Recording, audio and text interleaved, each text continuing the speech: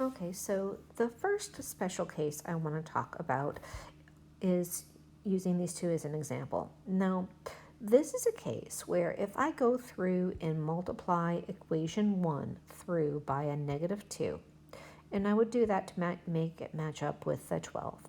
When I multiply that -2 times every single equation, I'm going to get -12x, then positive 4y, and then finally a -28. And what you'll see is these two are exactly the same. And by exactly the same, I need it to have the signs, the numbers of everything 100% exactly the same. When this happens, what you are left with is an infinite number of solutions. And that's because these two equations are scalar multiples of each other.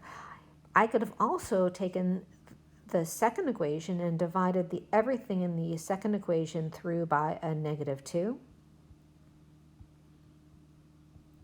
And then I would have wound up with the first equation. They're exactly the same.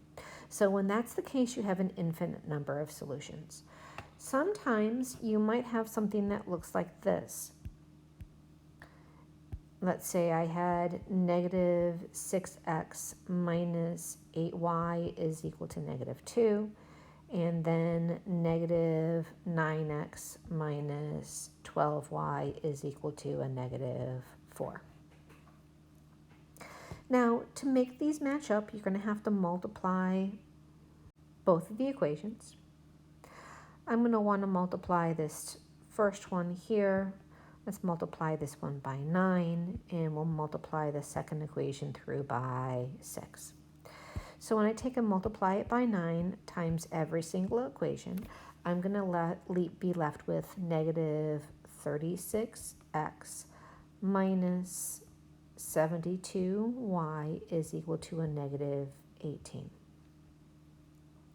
And I want to multiply -6 times all three parts. I would also be left with a -36x minus 72y is equal to a -24. And here's the problem with this. Over here on the left-hand side, this becomes 0, this becomes 0, so the left-hand side of the equation is 0. However, over on the right-hand side, and that is equal to a -42, and you can see that absolutely is not true, so this is an example that has no solution.